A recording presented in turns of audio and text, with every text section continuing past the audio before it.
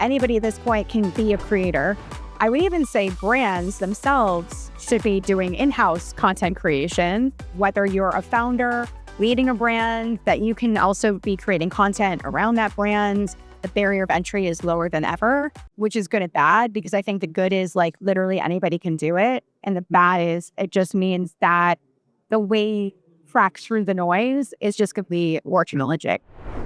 The thing that's not working for brands is the lack of measurement. I think the tools that are used are optimal in terms of the true measurement that brands need to actually work with creators. I also think that creators are lacking a lot of insights with the brands that they work with. If you, as a creator, are marketing a brand, or you're having to sell to your audience the brand that you're working with, you are not getting any insights back of what's working and what's not. And so if it's a longer term partnership, how do you know for the next go around and the next integration that you do that it was effective? And there's not enough granularity in terms of the mechanics of measurement on both sides. So to me, that's still the biggest challenge that both creators and brands are facing in 2025. I think the best way that brands can find a way to work with creators is kind of creating almost like a RACI matrix or a Venn diagram, where you're looking at the creators and do they fit the entire matrix? Do they fit one of the pieces of the matrix? And you want to try and ensure that the entire pie, if you will, the entire matrix is full in order for you to activate across a partnership. And it also depends on the size of the creator, the kind of partnership you want to do, right? So it's different if you just want to do a branded integration versus bringing on a creator as almost a creative director for your brand. At the core of it, it's as a brand, you have to understand what are your goals. What are the benchmarks of success for you as a company so that you can communicate that effectively to the creator that you are potentially going to be working with. The biggest mistake marketers and brands are still making with creators are they don't understand a lot of creators can market, but they don't necessarily convert.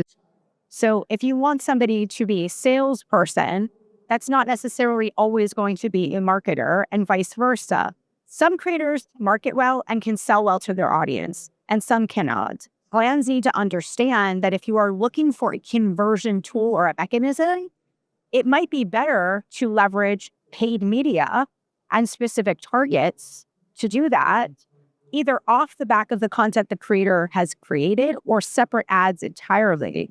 But sometimes creators cannot sell for you. They cannot convert their audience, whether it's to purchasing X, downloads of Y. And so ultimately, brands need to understand, and sometimes they can market, sometimes they can sell, sometimes they can't do both of those things. The pro of working with a creator or an influencer is you have a built-in marketing engine for yourself if that audience and that community aligns with the brand and the goals that you have as a brand. The pro is you get incredible marketing engine and storytelling capabilities to add value to whatever it is that you're trying to market. The con of working with creators is if you don't, as a brand, understand your goals and your benchmarks for success, and if you're trying to control them to a degree that they are not being genuine to the audience that you are asking them to, market to, can be very, very challenging.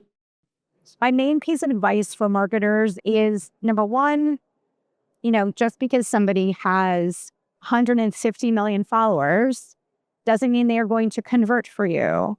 Doesn't even mean that there's a full brand alignment in terms of the audience that you are trying to tap into. And so I think it's really critical to really get granular with the kind of creators that you want to work for your brand, want to market for your brand, want to sell for your brand, so that those partnerships can be optimal and fruitful. My advice to creators is you don't always have to rely on brand deals.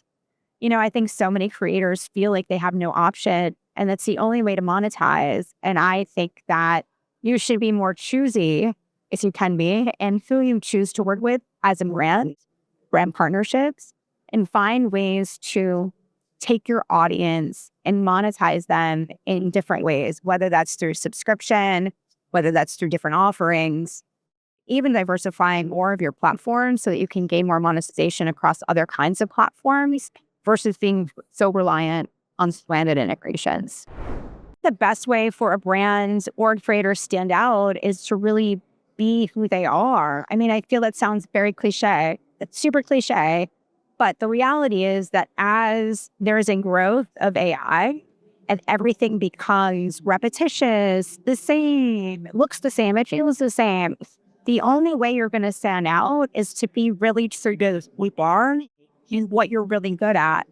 If you are a creator that's like great at home renovation, don't start making cakes if that's, what you're not really excited or passionate of doing. If you're excited to try making cakes, go for it. But you need to really lead into the things that you love and double down. And I would also say, look, as a creator, you have to play the long game.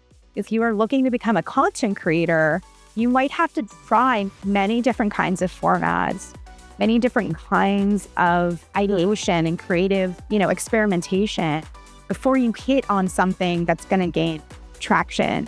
I think there's also this feeling that you have to go and create and monetize off the creations that you do. There is something about just creating for the sake of it because you love it, you're passionate about it. If you have a full-time job and you just want to experiment, go for it. But not every creator out there is going to necessarily be able to make a full-time job out of content creation right out the gate. There's very, very, very few examples of that. Most have tried and failed a lot until they hit on something that works for them.